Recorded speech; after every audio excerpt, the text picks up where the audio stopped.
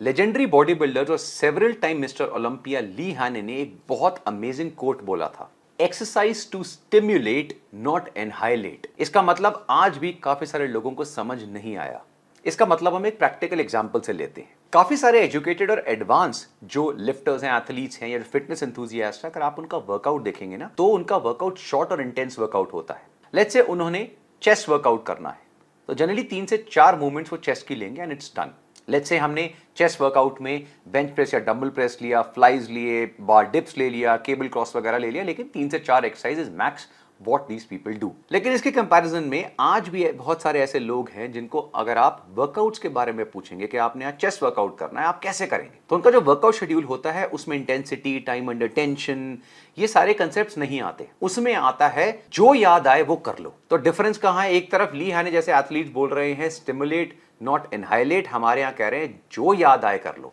जो याद आए कर लो का मतलब भाई चेस्ट वर्कआउट है तो जो एक्सरसाइज तुम्हें याद आती है, जिस एंगल में आती है, सारी करनी है, तभी तुम्हारे चेस्ट पे फर्क पड़ेगा। तो लिटरली मैंने लोगों के वर्कआउट्स देखे हैं जिसमें flat bench press, incline bench press, decline bench press, flat dumbbell press, incline dumbbell press, decline dumbbell press, parallel bar dips, pec deck fly, dumbbell fly, cable cross, फिर एंड में वो कहते हैं ओहो पुशअप्स तो रह ही गए। अब इनको लगता है कि बस 2 महीने में ही मेरी आर्नोल्ड जैसी चेस्ट हो जाएगी और उसके बाद तो बस अगले साल में मिस्टर वर्ल्ड बनी गए। जैसे हमारी कंट्री में नहीं होते रहते, आप पूछोगे ये कौन है, ये मिस्टर वर्ल्ड है, ये मिस्टर वर्ल्ड कहाँ हुआ, ये पीछे गली में हुआ था मिस्टर वर्ल्ड, तो वो मिस्टर वर्ल्ड में बन जाऊंगा। ये जो कंसेप्ट है ना, इसको बहुत फेमसली बोला जाता है जंक वॉल्यूम। रेजिस्टेंस ट्रेनिंग और बॉडी बिल्डिंग में जंक वॉल्यूम उस ट्रेनिंग वॉल्यूम को कहते हैं जो आपको कोई भी एडिशनल बेनिफिट नहीं देता, चाहे हम स्ट्रेंथ गेन की बात करें या हाइपरट्रॉफी मसल गेन की बात करें। इनफैक्ट वो हमेशा काउंटर प्रोडक्टिव होता है, जिसकी वजह से इनएडिक्वेट रिकवरी और लॉन्ग रन में इंजरीज होती हैं।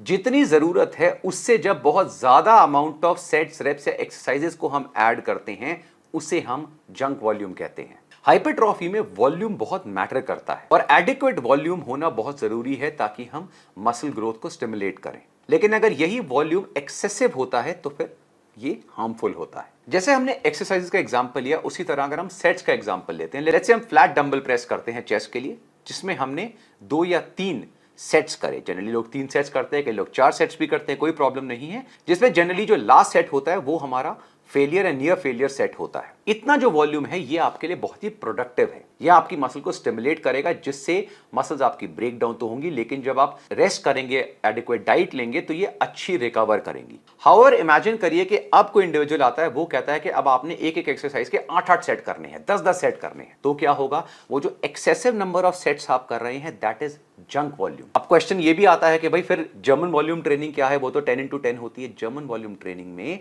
हम जनरली एक एक्सरसाइज लेते हैं जिसके 10 सेट करते हैं, वो भी एक particular lower amount of weight के साथ। यानी जो नंबर ऑफ सेट्स हैं वो चाहे हम एक एक्सरसाइज के कर रहे हैं, लेकिन पूरे के पूरे वर्कआउट में टोटल जो नंबर ऑफ सेट्स पर बॉडी पार्ट इज ओनली 10। यानी अगर हम वैसे वर्कआउट करते हैं जिसमें 2 से 3 अलग अलग एक्सरसाइज करते हैं, तो भी जो नंबर ऑफ सेट्स हम करते हैं वो जनरली हम 10 से 12 सेट ही करते हैं। तो German volume training is well with in limit. हम बात कर रहे हैं कि एक्सरसाइज भी ज्यादा और उसमें नंबर ऑफ सेट्स भी ज्यादा। तो अगर आप किसी एक्सरसाइज के 8 से 10 सेट करते हैं या नंबर ऑफ एक्सरसाइज आप 6-6, 8-8 करते हैं, तो 6 या 8 टाइम ज्यादा मसल ग्रोथ नहीं होगी उससे। और डिफरेंट लोग जंक वॉल्यूम को डिफरेंट तरीके से ऐड करते हैं। कई लोग क्या करते हैं, जब अच्छा खासा फेलियर हो गया, सब कुछ हो गया, फिर भी वो एक्स्ट्रा सेट मारते रहेंगे अपने को बर्न फील कराने के लिए। या फिर कई लोग बहुत सारी आइसोलेशन एक्सरसाइजेस ऐड कर देते हैं। काफी लोग अपने को पुश करते रहते हैं, इवन उनकी मसल्स फटीग हो चुकी हैं बुरी तरह से, लेकिन फिर भी लगे हुए।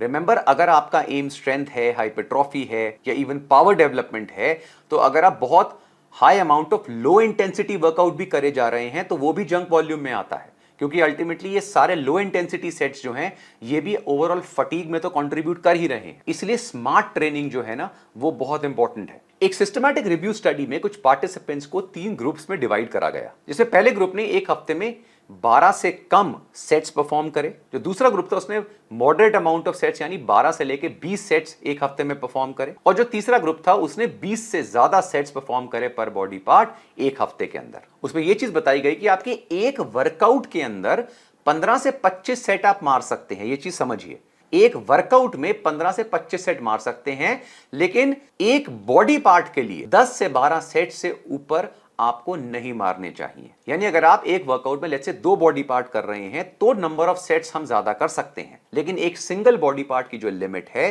वो 10 से 12 सेट की होनी चाहिए, यानी अप्रॉक्सीमेटली 3 से 4 एक्सरसाइजेज मैक्सिमम। ऑल्सो ये चीज जो है, ये मैं सिर्फ नेचुरल लिफ्टर्स की बात नहीं कर रहा हूं, इवन एनहांस्ड लिफ्टर्स जो होते हैं उनके केस में भी ये आर्ग्यूमेंट उतना ही वैलिड है, क्योंकि उनके केस में जो ओवरऑल इंटेंसिटी है, ओवरऑल जो लिफ्टिंग कैपेसिटी है वो बहुत बढ़ जाती है। तो हमारा जो ट्रेनिंग में एम होना चाहिए वो होना चाहिए जो मिनिमम इफेक्टिव डोज हम मसल को दें ताकि वो एडिक्वेट तरीके से ग्रो करे, रिकवर करे। यही सेम आर्ग्यूमेंट जो हुआ था, ये हुआ था between the high volume school of training जो ओल्ड स्कूल में कराई जाती थी, जो आर्नोल्ड स्कूल ऑफ ट्रेनिंग थी, और उसके बाद जो आर्थर जोन्स और माइक मेंजर स्कूल ने आके उस ट्रेनिंग कंसेप्ट को बस्ट किया था थ्रू हाई इंटेंसिटी ट्रेनिंग। तो ये जो आर्ग्यूमेंट था ये यहां पर आता है, और इवेंचुअली मैक्सिमम जो एथलीट्स थे उन्होंने ये चीज समझी और एक्सेप्ट किया कि जो हाई इंटेंसिटी ट्रेनिंग कंसेप्ट है that is much more productive. लेकिन ऐसा क्या होता है कि जब हम बहुत हाई वॉल्यूम परफॉर्म करते हैं तो उसमें से मैक्सिमम अमाउंट जंक वॉल्यूम में जाता है। सबसे पहले तो जब आप कोई भी सेट परफॉर्म करते हैं तो उसमें फटीग होता है,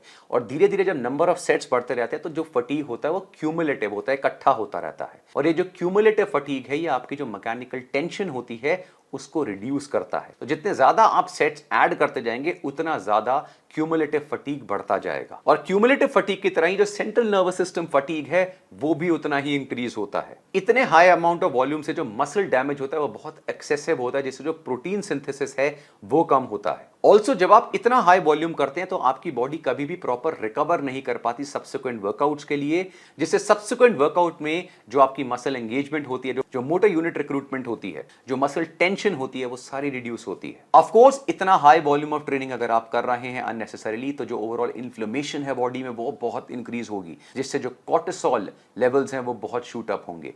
कॉर्टिसोल लेवल आपके हमेशा वर्कआउट के बाद शूट अप होते हैं, ये इंपॉर्टेंट है। कॉर्टिसोल कोई यूजलेस हार्मोन नहीं होता, उसके अपने रीजंस होते हैं, उसके अपने यूजेस होते हैं और बहुत इंपॉर्टेंट यूजेस हैं।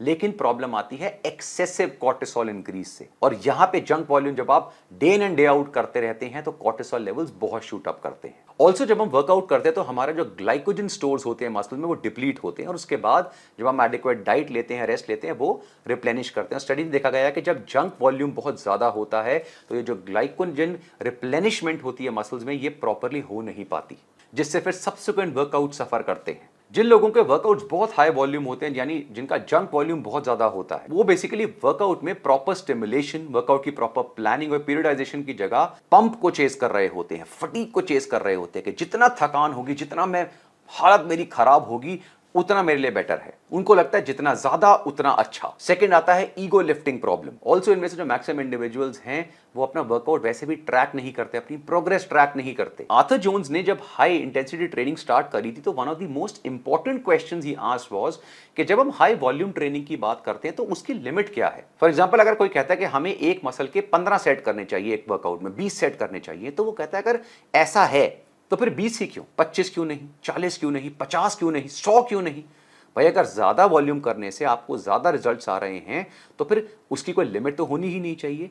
तो जब साइंटिफिकली चीजों को स्टडी करा गया उन्होंने देखा कि एक ऑप्टिमल रेंज होती है स्टिमुलेशन की मसल्स के लिए, जो बेस्ट होती है स्ट्रेंथ और हाइपरट्रॉफी इंक्रीज के लिए। अगर उससे बियॉन्ड कोई इंडिविजुअल जाता है, स्पेशली नेचुरल लिफ्टर जाता है, तो वहां पर उसकी रिकवरी हैम्पर होती है, उसकी जो मसल बिल्डिंग कैपेसिटी है वो रिड्यूस होती है, स्ट्रेंथ गेन्स रिड्यूस होते हैं, और इवेंचुअली स्लोली एंड स्लोली उसे पता नहीं लगता वो ओवर ट्रेनिंग करने लगता है, और वहां पे फिर उसकी स्लीप में प्रॉब्लम आने लगती है, उसकी एपेटाइट में प्रॉब्लम आने लगती है, भूख लगनी कम हो जाती है, उसका फोकस रिड्यूस हो जाता है, उसके इंजरी के चांसेस बहुत बढ़ जाते हैं, वर्कआउट में एनर्जी नहीं बचती, उसकी बॉडी कंटिन्यूअस सोर रहती है। अब लास्ट में एक प्रैक्टिकल एग्जांपल लेके हम समझते हैं कि हम जंक वॉल्यूम को किस तरह अवॉइड कर सकते हैं, और ये आप वर्चुअली हर एक बॉडी पार्ट में इंक्लूड कर सकते हैं। फॉर एग्जांपल हमने लेग वर्कआउट करना है। अब लेग वर्कआउट में जनरली हमारे कॉर्ड्स, हैमस्ट्रिंग, काव्स, इवन कईयों में ग्लूट वर्कआउट्स भी आते हैं। तो हमेशा लोगों को मैं एडवाइस करता हूं कि आप अपने लेग वर्कआउट्स को पहले तो डिवाइड करिए, स्पेशली काफ वर्कआउट्स को, और अगर आप ग्लूट्स भी करते हैं तो उनको भी अलग परफॉर्म करिए। कॉर्ड्स और हैमस्ट्रिंग एक दिन में बहुत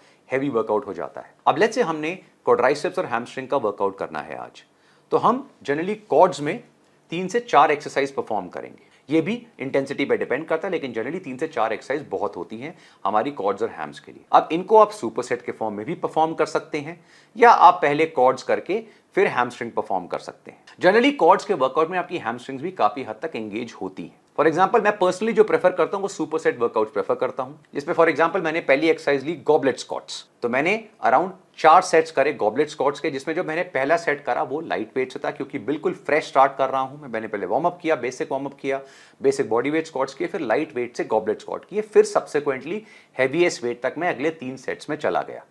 और इसके साथ साथ फिर मैं सुपर सेट्स भी करता हूं, लेट्स से लेग कर्ल्स के। उसके बाद नेक्स्ट एक्सरसाइज मैंने ली बारबेल सुमो स्क्वाट्स। अब यहां पर मुझे 4 सेट्स की जरूरत नहीं है, मेरा लेग्स जो है वो ऑलरेडी वार्म अप नहीं, काफी हद तक वर्कआउट हो चुके हैं। हां, बिकॉज वो एक नई एक्सरसाइज है, तो जो बारबेल सुमो स्क्वाट्स भी मैं करूंगा वो रिलेटिवली लाइट वेट से करूंगा, लेकिन बिल्कुल खाली रॉड से स्टार्ट नहीं करूंगा। ये अगेन बहुत लोग गलती करते हैं, उन्हें लगता है भाई हर एक्सरसाइज को बिल्कुल लाइट वेट से स्टार्ट करना है, ऐसा नहीं है। दो मूवमेंट डिफर हो गई है, लेकिन आपका जो मसल है वो फटीग हो रहा है। इसलिए लेट्स से हमने second exercise barbell Sumo squats करी, तो उसमें हम अब रिलेटिवली हेवियर वेट से स्टार्ट करेंगे, और जनरली 3 सेट्स बहुत होते हैं उसमें आपको मैक्सिमम हेवीएस्ट वेट तक पहुंचाने में, जहां पे जो लास्ट सेट होगा वो आपका फेलियर तक होगा। लेकिन जनरली लेग वर्कआउट में फेलियर में नहीं जाते हैं, तो हम बोल सकते हैं जनरली 2 RIR। RIR होता है रेप्स इन रिजर्व, यानी फेलियर से अराउंड 2 रेप्स कम आप उसमें परफॉर्म करें तो आपकी इंटेंसिटी बहुत हाई हो जाती है। और ये जो फेलियर के पास जब हम वर्कआउट कर रहे होते हैं तो ये काफी अच्छा स्टिमुलस प्रोवाइड करता है हाइपरट्रॉफी के लिए। अब जब मैंने इसमें थर्ड एक्सरसाइज ली, या तो मैं लेग प्रेस लूंगा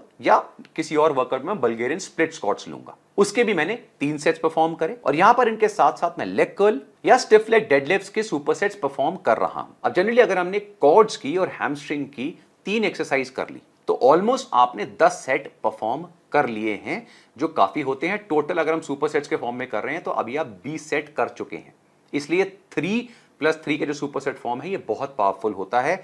ऑल्सो रिमेंबर, जब मैं इस तरह के वर्कआउट की बात कर रहा हूं तो इंटेंसिटी अच्छी है, हैवी वेट्स है। हाँ, अभी भी कई लोगों को लगता है कि मैं एक एक्सरसाइज और करना चाहता हूं, तो उस समय आप लेग एक्सटेंशन वगैरह ऐड कर सकते हैं, जो कंपाउंड मूवमेंट आइडियली नहीं है, लेकिन वो एक फिनिशर की तरह बहुत अच्छा एक्ट करती है। और अगेन आप हैमस्ट्रिंग की एक्सरसाइज भी सुपर सेट के फॉर्म में कर सकते हैं। अब इतने सेट्स काफी हैं। अब यहां पर अगर आप और excessive amount of exercise add कर रहे हैं, तो जैसे मैंने बताया, वर्कआउट का मतलब मरना नहीं होता है। वर्कआउट का एम होना चाहिए प्रोडक्टिविटी। अभी जितनी चीजें मैंने आपको बताई, इन सबको दिमाग में रखिए, और अब उस कोट के ऊपर वापस जाइए जो ली हैनन ने बोला था, exercise is to stimulate not annihilate. और ऐसे बहुत सारे अमेजिंग वीडियोस के लिए देखते रहिए वी आर स्टूपिड।